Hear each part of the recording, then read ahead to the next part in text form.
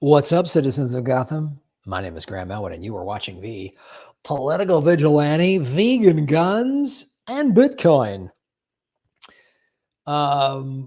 We talk on this show a lot about labor and the economy, and you watch the news and the Democrats. So whatever party's in power, whoever controls the White House, basically, they always say the economy's doing great.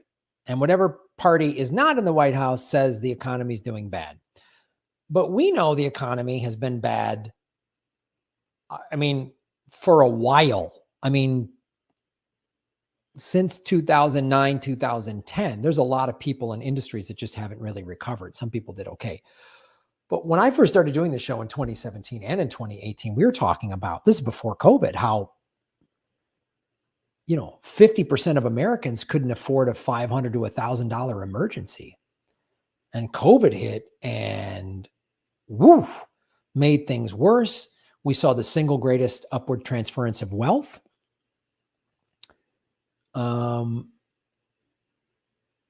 We saw all of this, Donald Trump was president. He initiated Operation Warp Speed. Don't forget it. We saw a bunch of new billionaires created during COVID while other people's lives and industries were wrecked. There were brand new billionaires created. And this just keeps getting worse. And both of these corrupt parties just print money and give Wall Street bailouts. I've talked about this numerous times. The PPP loans and the SBA loans for the ruling elites, for big Wall Street companies, those have been forgiven. If you're a small business owner like myself, you got to pay that loan back. I know comedy clubs that went out of business, that closed their doors. I knew one club that had $100,000 in back rent. Couldn't pay it. They had to go. They closed their doors. So, and then we've talked about the housing bubbles and specifically the commercial real estate bubble. Because we saw this during COVID. Everybody started working from home. So companies started going, why am I paying for all this office space? I know a lot of people who never really went back to the office, or they go back to the office once a week and they're still working remotely. So this was just on Yahoo Finance. So when we talk finance stuff, I like finding the mainstream media, what they're saying about it, you can sort of see their take on it and how they're trying to talk about it. So I always say when the mainstream media, which is like the economy is doing great, especially if it's Fox will say the economy's bad when there's a Democrat in the White House. They said the economy was great under Trump. It was not. And they say the economy's bad under Biden, and it is not. It is bad. Both the economy's bad. MSNBC will say the economy's good under Biden. It's bad. I don't know who they're talking to. So this was on Yahoo Finance. 70% of U.S. workers are bracing for job cuts. Here's why. Americans are worried about their job security despite continued historically low unemployment. According to a new study from MarketWatch, a full 70% of employees are bracing for layoffs in some way, whether that means saving money or applying for other jobs. To help us dive into this study, we welcome in Matt Brennan, who is the MarketWatch Guides data journalist. Great to have you here with us. So, just take us into some of these findings. 7 in 10 workers bracing for job cuts here. That's right. Thank you for having me on. So we wanted to learn more about how people are reacting to news of potential layoffs. We know that in 2023 and in 2024, there were a lot of headlines about layoffs, especially at tech companies, giving people a lot of concern. So what we wanted to do is we decided to survey 1,000 American workers, excluding those who are self-employed because you can't lay yourself off, to find out how worried they are about being laid off. So we asked about job security, opinions on if they're taking preparations to get ready for layoffs, financial readiness, and how far they'd be willing to go to keep their job. And as you mentioned, 70% of the people we surveyed said they're bracing for layoffs in some way. That means different things to different people. 40% of those are people who say they're saving more of their income than usual. 32% say they're actively browsing job listings. And 24% say they're actually applying to new jobs right now. those numbers are even higher among younger workers who are especially nervous. It makes sense, given that Gen Z workers would be a little more anxious, they have less seniority, and they're particularly worried about being laid off. With that in mind, and kind of continuing down that thread, I'm wondering where it continues to kind of break up, where there's some divergences even among generations that are actively in the workforce right now. Yeah, absolutely. There are big differences, and one of the big ones is that age gap. So we found that baby boomers feel more secure in their jobs. It makes sense. They've worked for decades, building up their seniority, whereas Gen Z workers, 88% are taking steps to prevent a job loss, trying to preempt it in some sort of way. Layoff anxiety is a term that we asked about to find out, just how. Should be noted real quick.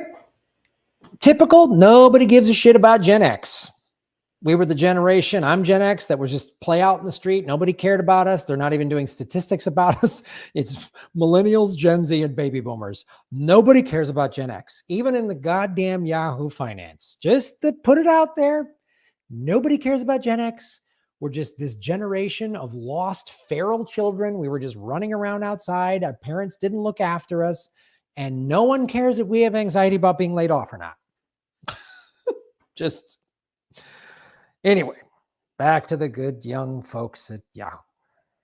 Certain people are, and a majority of Gen Z workers and nearly half of millennials are anxious about being laid off. So we've definitely found that the younger you are, the more likely you are concerned about this. And that also matters because younger generations are particularly fearful of AI coming to take their jobs. That was another one of our big takeaways. Yeah, it's really interesting. I mean, for those who are concerned with AI potentially taking their jobs, and then hearing that, hey, maybe there's a way that I can work with AI to be more productive, and maybe even getting to a point where saying, just give me the AI so I can be more productive and keep my job. How are you seeing people potentially reskill or upskill even in order to add on to their own job security, or at least best position themselves to be more productive in their current role? Well, one of these aspects, it's a little bit tough to get ahead of the curve if you're already deep into your career. One of the things I would mention is that it's going to depend on what field you're in. So there was an MIT study that looked at what they called vision-related tasks, which are jobs they deemed a little easier to study in terms of how likely it is for AI to replace them. And they found that jobs like retail, social services are at higher risk than roles pertaining to education and finances. So one thing I would say is it's going to depend on your job field, how nervous you are about being laid off. And the researcher who wrote that paper, we spoke to him, who said that these things are going to start to happen as soon as companies feel they can upscale their AI enough to where it can replace people. And we did recently see Intuit lay off about 10% of its workforce, citing AI as one of the reasons there. I know you have some tips as well for... Wow. Intuit laid off 10% of its workforce because they got a more robust AI. Another reason to buy Bitcoin, guys. This is why I'm a Bitcoin Joe. Buy Bitcoin, get it off the exchanges, get it on a cold wallet. Don't mess this is not financial advice. I am not a financial advisor. It's just my personal opinion. Here's what I'm doing. I'm buying Bitcoin. I'm not buying any altcoins. I'm just keeping it on a cold wallet because we've talked about how whatever happens in November, whoever wins, it's going to be nuts. Whoever wins in November, the other side's going to say they cheated, and there's going to be a dispute, and it's going to be unstable. There's going to be some type of financial collapse, be it manufactured or it's just the end result of all of this bubble inflation and money printing. And this is just the fiat world collapsing. The central banks, I don't trust them. So they're going to manufacture a collapse to force everybody into a USDC, a US digital currency, or it's just going to happen because they've been, they built this house of cards and it's going to come crashing down and there's nothing they can do. And there's going to be big layoffs. And when there's a financial crisis, there's going to be layoffs. The billionaires will be fine. They'll be fine. And the government will bail them out. And whether it's Kamala or Trump or whomever is the president, if there's a financial collapse, the ruling elites will get taken care of. You and I, We will get fisted. We will get fisted hard again, just like in 08. So prepare. This government, Republican, Democrat, doesn't matter. Look what Bush and Obama did. They gave the banks 1.5 trillion or more. They didn't prosecute anybody. They didn't bail anybody out except the ruling elites. Iceland arrested their bankers. Obama didn't. 6 million, maybe they're up and saying it's now probably closer to 10 million foreclosures happened. So this government, you're on your own in this country. We saw it when COVID hit. Trump was the president when COVID hit. And then Biden became president. It didn't matter. You're on your own in this country. You're on your own. And the Democrats aren't coming to save you. Trump's not going to come save you. It is a red or blue fist coming from the ruling elites. The ruling elites run this thing. We are not a representative democracy. This is a kleptocracy run by oligarchs. Read Chris Hedges' book, Death of the Liberal Class. Read Smedley Butler's War is a Racket.